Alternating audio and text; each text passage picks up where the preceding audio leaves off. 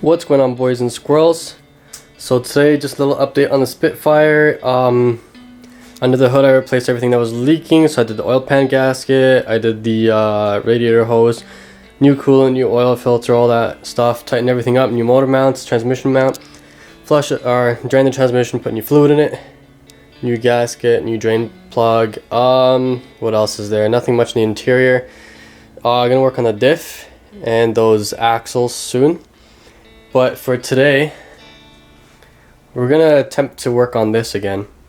So, as you can see, this dash is sort of warped a little bit. What happened was, I didn't have it laying flat. I kind of just had it standing up and it leaned over just to one side, and that's what happened. But this will come back. This will come back down eventually with time, and that's not gonna stop me from tracing some stuff out. For today, I'm thinking of just cutting some of these holes and stuff that I can cut out, just to kill some time and see how the gauges sort of fit in this and the way they look.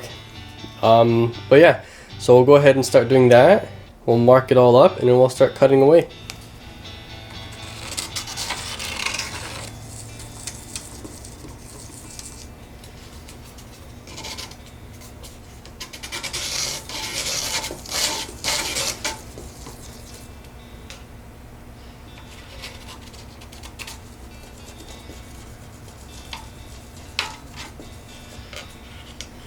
So with that roughly kind of traced out, kind of looks like a face, we can go ahead and cut these pieces. Basically with these, the way they're traced out is they're going to be smaller. So when I cut these out, even if I go over a little bit, I'm still going to have to shave down the edges a little bit more just to make it exact. I'm also going to have to come along the top there and trim some of that off, and on the bottom as well a little bit has to be trimmed just to be exact. But the edges will be the last thing I do. The main thing I want to do is just the interior stuff, make it all nice and proper.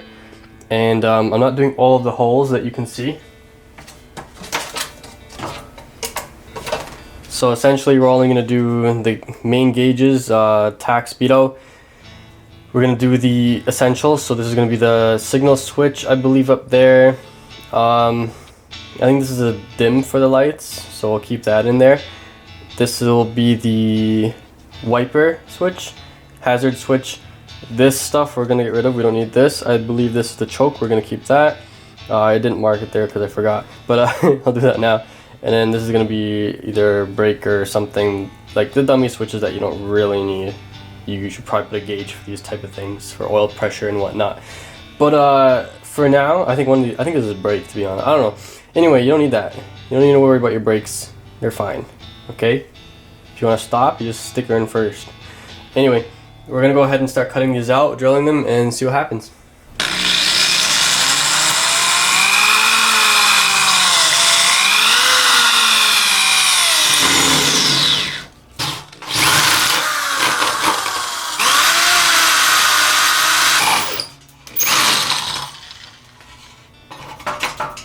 So I probably should have drilled the other one closer to the edge as well, like this way I can get a sawzall in here and start cutting around it. I don't have a hole saw big enough for this, and I don't feel like buying one. I think this hole is a little bit too, and this one, these are too small for the hole saw. I have a 1-inch one, so I'm gonna use a smaller bit. This boy over here can just be the sawzall the whole way up. Rip, that did a bad job. I mean, my bad. You know what I just remembered? I own a drill press. Well, oh well.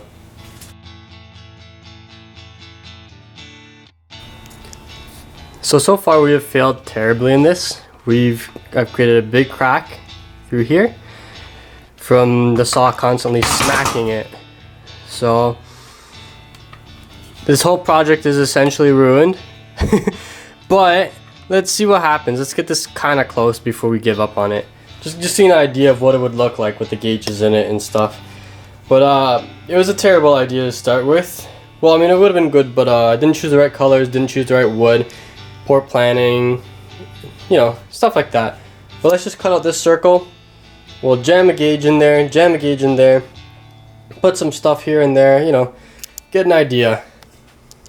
So here we are, just to get an idea of what this dash should look like if it was ever finished. You'd have, I mean, these gauges would have to go a little bit further down just to recess them a little bit like the original Spitfires. I don't know. It is what it is. It's just a lot of work for it not working out the way I want it to work out. Things aren't lining up. I already got everything off centered.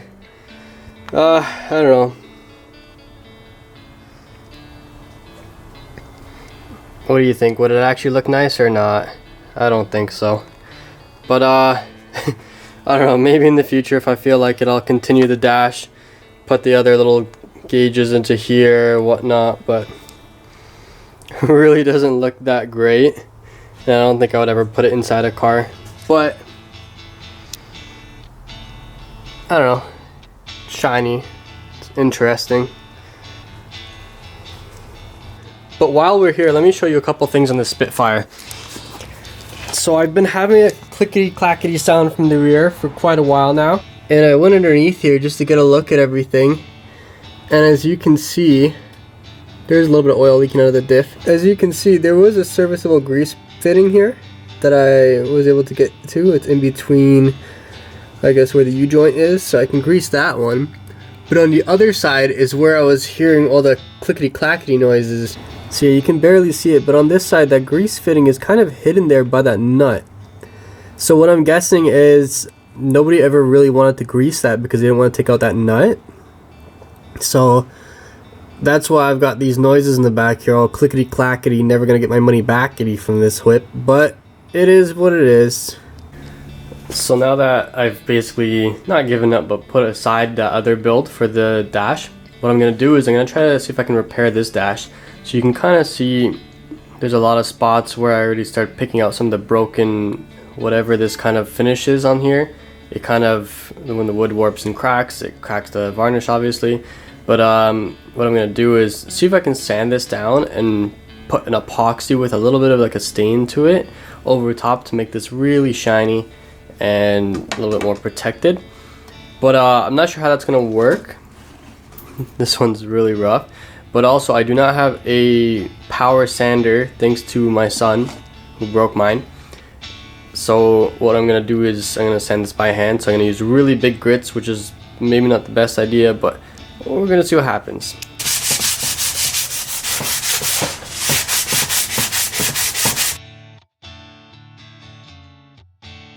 So it's pretty slow going.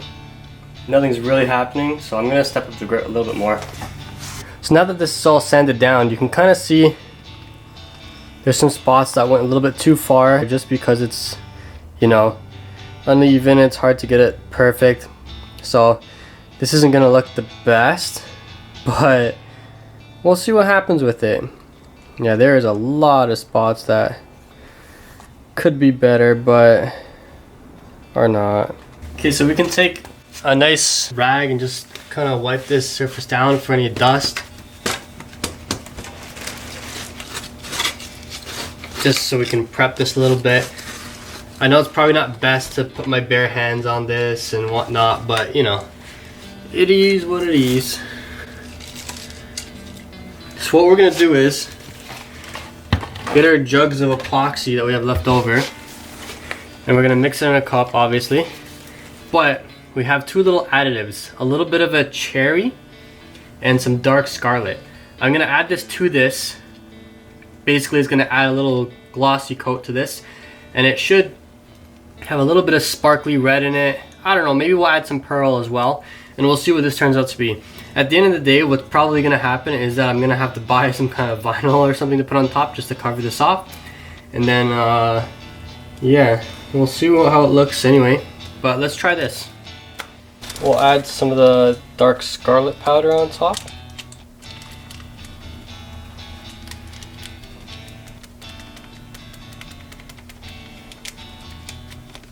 Kind of put a lot of that.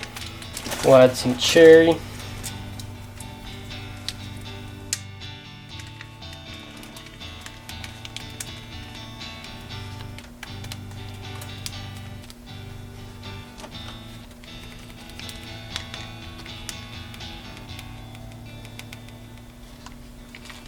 a bit of pearl.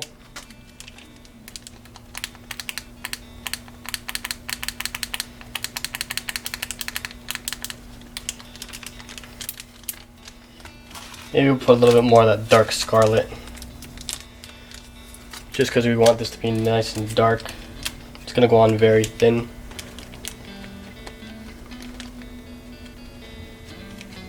There we go, that's a lot. Now, we'll roughly put the same amount of this stuff, curing agent.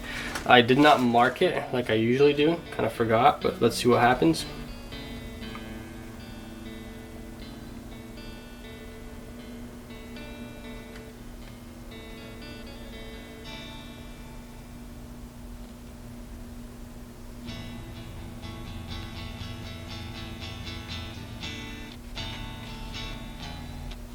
Now we go ahead and mix this all in nice without making too many bubbles.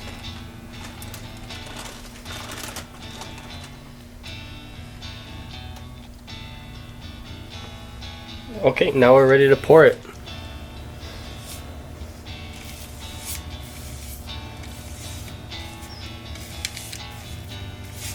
I have no idea how this is going to turn out. So far it does not look too good.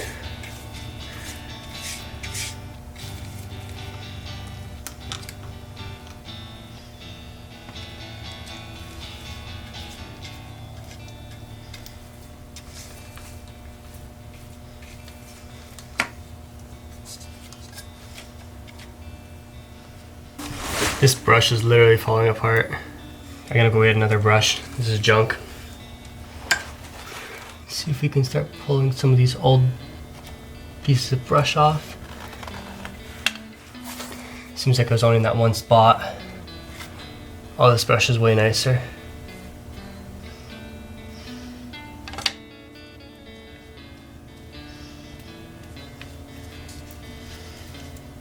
So this is so far what it's kind of looking like. It's kind of odd. I don't know how I feel about it, but if it looks okay, then we might go back over it again. But yeah, it's not looking too bad. Definitely have a little bit too much epoxy in some areas. But how I'm gonna fix this is I'm just gonna knock these boards over a little bit after, just so they don't stick to the floor too much. And then maybe if I like the way they look, I might go with another coat after, maybe some nicer grain. But I'll let this sit in for a bit and just see what it looks like. So far it looks okay, but I've got a lot of excess here and I don't know what to do with it, so I'm gonna find something to do with that in the meantime while this dries. Okay, so it's been less than 24 hours. It's been drying a little bit. Kind of weird, but it came alright in some areas. You can see how it looks kind of nice. You got the color into it, but I don't understand why it kind of bunched up there and didn't want to cover the whole thing. Now, to be honest, it's not a big deal for me because I know the mix ratios, give or take, based on this video. And what I'm going to do is I'm going to go back and just touch up those little spots a little bit, just so we can fill up whatever. There's some little areas with little bumps and things in it. Those can, yeah, I guess they can be wet sanded down and you can polish this whole thing if you want. Any low spots, like you see there's a lot of little low spots. It is what it is. They can be touched up. There's some weird things, like on this angle it looks really nice, but then on this angle there's like too much of the color on the side. This piece turned out pretty good minus that one spot over, or like, I guess this is the worst spot right there. But the rest of the piece is not so bad. I mean, like under the light, it's actually really nice. And then we can look at this piece in the center. Again, this one's super nice, minus that little dent in the center there, center frame. They look pretty cool. Of course, they'd probably look better if they were finished, but we'll go ahead and see if we can stick some gauges in this and see what it looks like. So I went ahead and put all the gauges and whatnot back in just to test fit everything and see how it looks. And honestly, it's pretty nice. It's a little bit shiny, but it really does look pretty awesome. Like obviously that area is not the best.